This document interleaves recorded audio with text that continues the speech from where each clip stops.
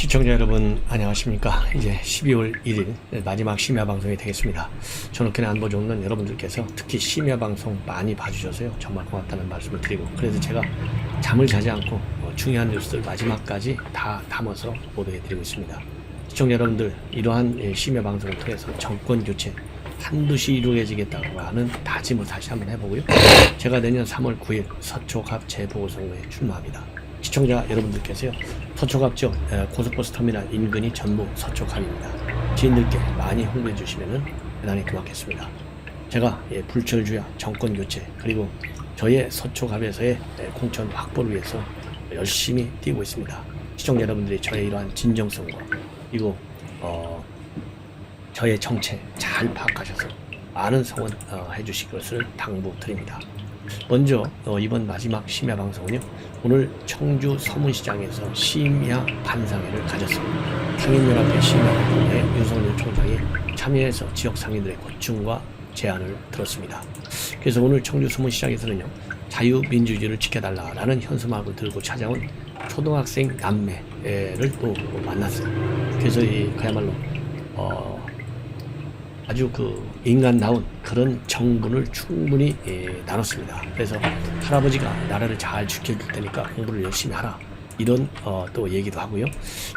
말하자면 비공개로 전환되기 이전에 윤석열 후보한테 한 상인이 얘기를 했어요. 지금 밖에 초등학생들이 와서 현수막을 들고 있다, 자유민주주의를 꼭 지켜달라고, 그리고 윤석열 후보도 만나고 싶다고, 들어와도 되느냐, 초등학생들이다, 둘이다, 일부러 학원 갔다가 윤석열 후보를 본다고 해서 여기까지 와서 기다리고 있다, 이런 얘기를 했어요. 그러니까 바로 이 초등학생 남매를 가게 안으로 들여오게 했습니다. 그래서 윤석열 후보가 아주 따뜻하게요, 이 남학생하고 눈을 맞춘 다음에 손을 꼭 잡고, 할아버지가 나라를 잘 지켜줄 테니까 공부 열심히 하라, 이렇게 당부도 하고, 애가 손이 참 많이 어렵구나, 이렇게 걱정도 하고요. 특히 여학생과도 인사를 나눈 뒤에 누나도 바깥에서 오래 서 있었구나, 사진 한번 찍자, 이렇게 제안을 했습니다. 그리고 남학생을 자신의 무릎 위에 앉히고 여학생의 어깨에는 손을 올린 채 기념사진도 찍어서 각별히 챙기는 그 정을 나눈 것이죠. 어떻게 보면 부모 같은 정일 수도 있겠죠, 초등학생이니까. 그래서 어린이들이 감기 걸리겠다, 엉덩이가 차구나, 고맙다, 이런 얘기를 했고요. 그리고 남매 모친하고 그리고 기념사진 촬영도 했습니다. 그 남매 모친은 꼭 대통령이 되세요 라는 덕담을 건넸습니다. 그리고 윤석열 후보가요, 오늘 심야 반상회에서 모두 발언에서 말이죠, 삼겹살 파티에 초대해줘서 너무나 고맙다, 그리고 오늘 좋은 말을 많이 해달라, 내가 잘 듣고 정리해서 필요하면 정책에도 잘 반영하고 그 정책 자체보다도 여러분을 만나서 현장의 얘기를 듣는 것이 훨씬 더 큰 공부다. 그리고 이 사장님들 돈 많이 버시고 제가 또 여러분들이 돈을 많이 벌 수 있게 좀 잘 하겠다, 이런 건배사 덕담도 건넸습니다. 자, 그래서요, 이렇게 현장감 있는 소상공인들의 직접 체감할 수 있는 좋은 기회다라고 생각이 들고요. 그리고 이제 이거는 JTBC 보도인데요, JTBC에서 심야 방송에 관련해서 취재한 것 중에 하나가 50억 이재명 후보가 내년도 예산에 바로 반영하자, 이렇게 나왔잖아요. 그래서 이와 관련된 윤석열 후보가 직접 JTBC와 인터뷰를 통해서 처음에는 포퓰리즘이라고 공격을 하는데, 자기네들이 표 계산하니까 손해볼 것 같으니까 갑자기 민당 통해서 이거를 내년 예산에 바로 반영하자라고 얘기했는데, 지금 소상공인 자영업자들 긴급 구조가 굉장히 중요하다, 필요하다, 그래서 적극 협조해서 이 본 예산에 반영되도록 하겠다, 이런 입장문을 내놨습니다. 그래서 이제 윤석열 후보는요, 어제는 세종과 대전, 오늘은 청주, 충북, 그리고 내일은 천안과 아산으로 갑니다. 그래서 독립기념관 그리고 아산의 폴리텍을 방문할 예정으로 있습니다. 자, 이렇게 해서요, 지금 후보는 그야말로 이 충청권 본격적으로 뛰고 있죠. 그래서 굉장히 뭐라고 할까요, 한 표를 여금하게 생각하면서 현장을 뛰고 있는데, 당 대표는 잠적했습니다. 모든 일정을 이제 날짜가 바뀌었으니까 11월 30일 마지막 날 일정을 모두 다 중단시켰어요. 그리고 11월 29일 날 밤에는 국민의힘 초선의원 5명하고 이 음주 회식을 했어요. 근데 이 김재원 의원이 전하는 바에 의하면 음주 회식은 굉장히 뭐라고 그럴까요, 이 화기애애한 상태에서 아주 편하게 잘 이루어졌다. 이렇게 지금 보도가 나오고 있는데, 그러면서 이 이 회식을 하다 말고 이 페북에 글을 올렸어요. 그래서 김재원 최고위원이 어제 인터뷰를 라디오 이런데 방송에 출연해서 대표를 그만둔다거나 선대위를 그만두는 이런 일은 아닐 것이다 라는 입장을 밝혔어요. 그럼에도 불구하고 어제 권성동 사무총장이 윤석열 총장의 명을 받아서 사무실에 바로 갔는데, 사무실에 가서 30분 정도 기다리는데 나타나지 않아갖고 빈손으로 돌아왔어요. 그러면서 너무 이렇게 급하게 하지 않고 내일 다시 찾아뵙겠다 이런 입장을 남겨놨습니다. 자, 그런데 KBS가 말이죠. KBS가 조금 전 방송을 통해서 보도했어요. 그런데 이 방송 KBS의 보도를 보면 결국 이준석 대표 오늘 부산 김해공항에 도착했습니다. 김해공항에 도착하는 장면을 KBS 카메라가 담았어요. 이 김해공항에 도착하는 모습을 보니까 누가 수행하고 있느냐?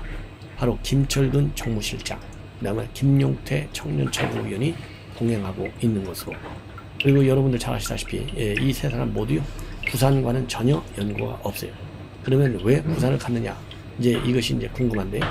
지금 언론 보도를 보면 2016년도 20대 총선 때 김무성 대표가 진박 공천에 반발해서 옥새 파동을 일으켰잖아요. 옥새 파동 어디로 갔습니까? 부산 영도다리로 갔어요, 그 당시에.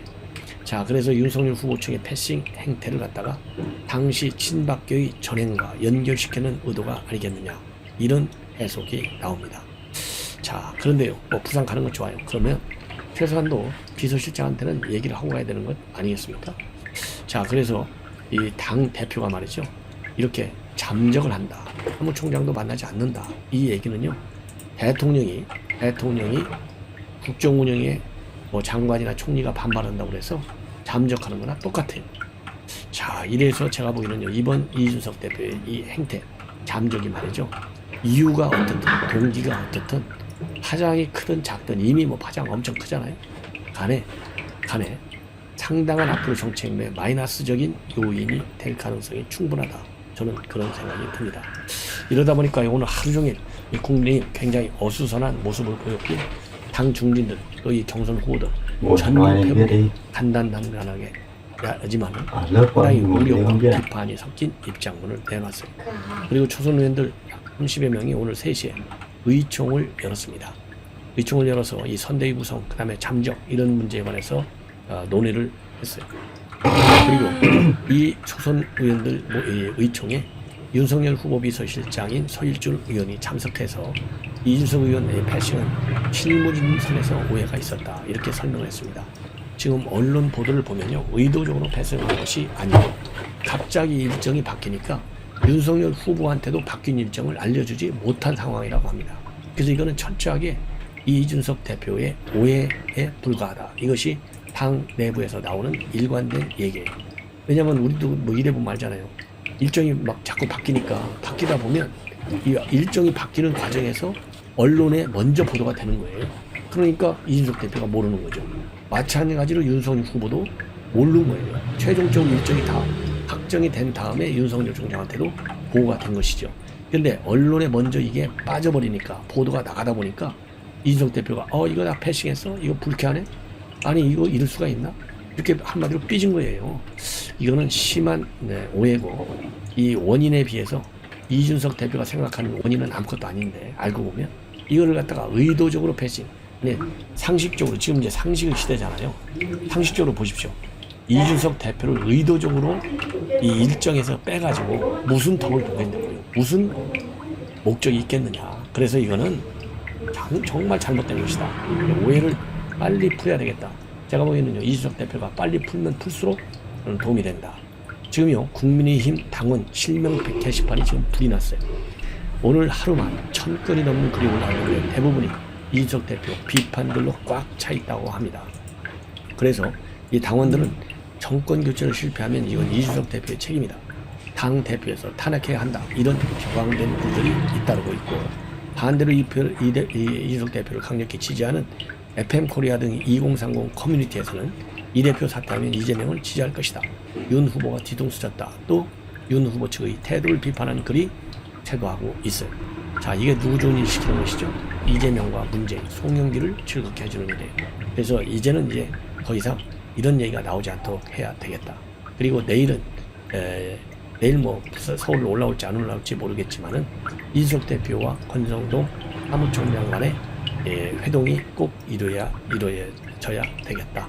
그래서 어제 이 권성동 의원 가가지고요, 이준석 대표가 사람들 요새 만나고 싶지 않다, 그렇기 때문에 좀 더 정리할 시간을 주겠다라고 얘기를 하고 있습니다. 그래서 이제는 그야말로 직위에 걸맞게 이준석 대표가 행동하기를 저는 바람하지 않습니다. 네.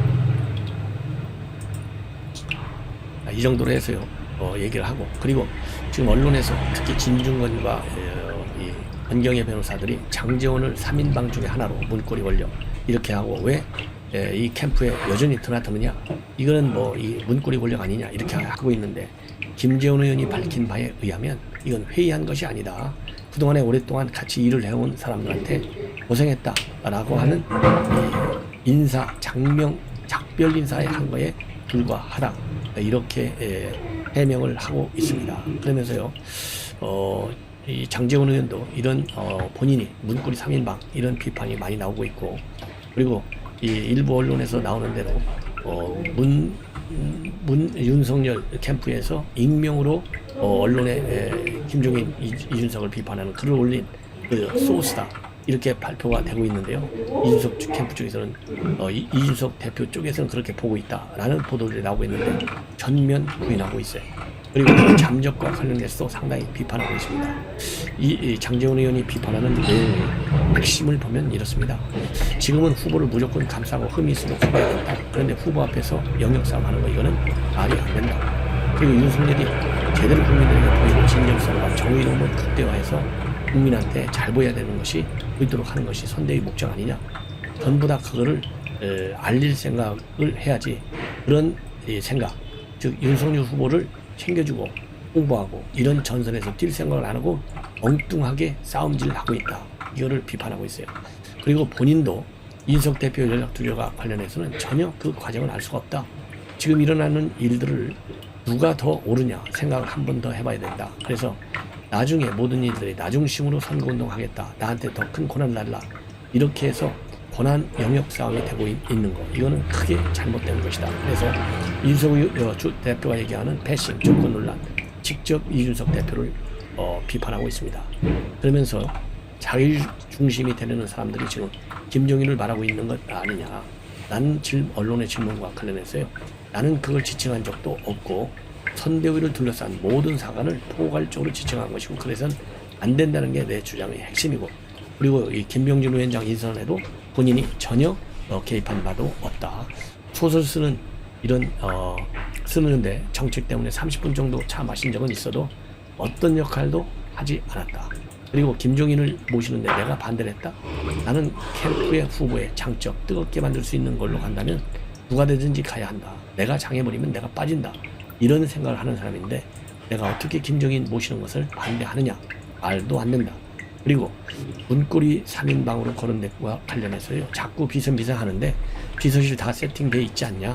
내가 어떤 인선도 자주우지한 적이 없다. 그리고 장제원이라는 사람이 그런 할 사람도 아니다. 이런 얘기를 하고 있어요. 그러면서 내가 대통령 후보 만나러 가면 안 되냐. 나는 현직 국회의원이고 비서실장실 들어가면 회의하러 가는 거냐. 권성동 사무총장 잠깐 만나러 들어간 것이 회의하는 것이냐. 사람을 이런 식으로 매도지 말라. 이런 상당히 불쾌한 입장문을 내놓고 있습니다. 자, 그리고요, 이 종로에 여러분들 줄리벽화로 유명해진 종로의 한 건물, 이 홍길동 서점 아시죠? 여기에 말이죠, 이 작가들의 벽화가 계속해서 붙고 있어요. 최근에는 린볼트라고 하는 이 그래피티 작가가 이 전두환 전 대통령 이런 그림을 한번 그려서 또 논란을 야기한 바 있어요. 그리고 왕자가 쓰인 손바닥, 그리고 개에게 사과를 준 장면, 전두환 전 대통령으로 보이는 남성을 모습을 담은 그림이 그려진 바 있어요. 그리고 윤석열 후보의 장모로 추정되는 여성의 그림도 함께 그려진 바 있습니다. 자, 그런데요, 이 그림 바로 옆에 새로운 벽화가 또 등장했어요. 무슨 벽화냐? 이번에는 이재명이를 저격하는 배우 김부선 벽화가 그려졌습니다. 자, 이 그림을 관리하는 사람이 누구냐면 문화예술 매니지먼트의 굿 플레이어 김민호 대표인데요. 이러한 벽화 계속 그리는 것과 관련해서 이 린부트 작가가 이제 전두환 전 대통령 이 새 사과 이런 그림을 그렸잖아요. 그 이후에 다른 작가들이 지원을 그 그림을 그려갖고 논란이 되니까 다른 작가들이 지원하는 것을 꺼리다가 이번에 행크시라고 하는 작가가 지원을 해서 아트 배틀을 하게 됐다. 정치적인 목적은 없는 것이다. 이렇게 해명을 하고 있습니다. 자, 그런데 이 탱크시 작가는요, 이 전두환 대통령 개사과 이 벽화 바로 옆에다가 배우 김부선 그리고 온순미 성남시장으로 추정되는 인물 그리고 대장동 의혹을 풍자한 그림을 그렸어요. 그래서 이거는 이재명 후보하고 김부선 씨의 스캔들 이거를 이 비판하는 것이잖아요. 그리고 이재명 후보 후임인 윤수미 시장은 최근에 뇌물 직권남용 혐의로 기소 조치가 됐어요. 이런 것들을 풍자하는 것이다. 그래서 이 종로 건물 이제 앞으로 또 어떤 벽화가 그려질지 궁금한데요. 이 두 그림에 플러스 표시가 더해져 있고요. 그 다음에 그 끝에는 또 등식으로 되어 있어요. 등식, 등호가 표시되어 있습니다. 그래서 이 등호하고 더하기 이건 뭐냐면은 이 해당 이 논란들을 합치면 무엇이겠느냐라는 의미를 담은 것으로 그렇게 해석되는 부분입니다. 자, 그래서요 이제는 이 벽화 장소가 이 정치 풍자만이 아니고 정치적인 색깔은 없다고 하고는 있지만은 어디까지나 그림 자체가 이 정치 논란이 되는 인물들을 막 박아놓기 때문에 논란은 그리고 논쟁은 계속될 수밖에 없다. 이런 생각이 듭니다. 자, 그래서요 이준석 법격 대표의 이런 잠적으로 인해서 이제 윤석열 선대위에서 과연 어떤 문제가 있느냐 그런 문제도 언론에 많이 보도되고 있고 윤석열 후보의 정치력이 본격적으로 시험대에 올라간 것이 아니냐 이런 이제 보도들이 많이 나오고 있습니다. 그래서 이 중앙일보 보도를 보면요 안에서부터 이 곪은 것이 이제 터져 나온 거 아니냐. 그래서 삼중 악대에 지금 윤석열 후보 이 시험대에 올라와 있다. 그래서 삼중 악대가 뭐냐? 첫째로는 홍준표. 지금 홍준표 후보를 캠프 선대위에 지금 못 모시고 있잖아요. 이게 하나고. 두 번째로는 지금 김종인 위원장이 또 총괄 선대위원장에 들어오지 않고 있잖아요. 그리고 선대위의 상임 선대위원장으로 들어와 있던 이준석은 또 잠적을 하고 있어요. 이 삼중 악재를 어떻게 해결할 것이냐 라는 것이 하나의 또 언론의 집중적인 취재 대상이 되고 있는 상황입니다. 자, 이런 상황에서요 홍준표 의원이 계속해서 홍문청답 또 청문홍답 코너에서 윤석열 선대위 체제 그리고 윤석열의 리더십 활동 이런 거를 굉장히 비판하고 있어요. 그래서 마치 홍준표, 이준석 그리고 김종인이 한 편으로 해서 윤석열 선대위를 흔드는 그런 모양새가 지금 되고 있습니다. 자, 그래서 전반적으로 이 홍준표 의원이 얘기하고 있는 것들을 쭉 말씀을 드리면 지금 국민의힘 모습이 너무나 한심하다 이런 글에 대해서는요 윤석열 후보가 측근 파리떼들에게 호위되어 있다 이렇게 얘기를 하고 있고 또 도대체 이 상황을 어떻게 답해야 되느냐 홍준표 대표님이라면 어떻게 하라고 조언하시는지요 이런 질문과 관련해서는요 윤석열 후보가 측근 파리떼들에게 포위되어 있고 이것은 이해창 때 칠상시가 대선을 망쳤는데 이런 답을 하고 있습니다. 자, 그래서 준표형이 좀 당내 기강을 잡아야 하지 않느냐 이런 요구와 관련해서는요 홍준표 의원은 이준석 대표가 패싱 당할 바엔 성인 상임 선대위원장을 사퇴하고 당 대표로서 당만 지키는 방법도 있다. 선대위는 자기들끼리만 하라고 하라 이런 또 의견을 내놓고 있습니다. 자, 그리고요 이준석 대표가 일정을 취소하고 고심에 들어갔고 이준석 대표가 밀려나면 국민의힘이 어떻게 되겠느냐 이런 질문에 대해서는요 당 대표가 상임 선대위원장이 돼서 대선을 치러야 하는데 이상한 사람들이 설쳐서 대선 캠프가 잡히게 됐다. 대선을 치르기가 어렵고 벌써 자리 싸움 하니까 참 한심하다. 이렇게 또 답변을 하고 있습니다. 그리고 윤석열이 와서 당을 감추고 있는데 정치 5개월 한 사람이 당 대표를 내치려 한다는 질문과 관련해서는요 당 대표를 떨게 하면 대선을 마친다. 지난 당대표 선거에서 떨어진 중진들이 몰려다니면서 당대표를 저렇게 몰아세우니 당이 산으로 간다. 밀려난 중진들이 대선보다 자기 살 길 찾기에 정신이 없다. 이러면서요 일괄 그리고 일방적 뒷면에 치중하고 있습니다. 자, 그래서 홍준표 의원도 당 대표를 지내고 뭐 대통령 빼놓고는 안 할 거 다 해본 사람이잖아요. 안 해본 건 없이 그런 큰 틀에서 그야말로 이번 대선을 놓쳤지만 뭐 지금 바이든도 80 다 돼서 그리고 김종인 지금 81세인데도 왕성하게 활동하잖아요. 자기를 위해서라도 그리고 정권 교체라고 하는 절대 절명의 목표 이것을 위해서라도 이제 윤석열 후보의 평판은 차지하는 것이 정상적이고 상식에 맞는 일이다. 이렇게 저는 말씀을 드립니다. 시청자 여러분, 이것으로 오늘 심야 방송을 모두 마치겠습니다. 감사합니다.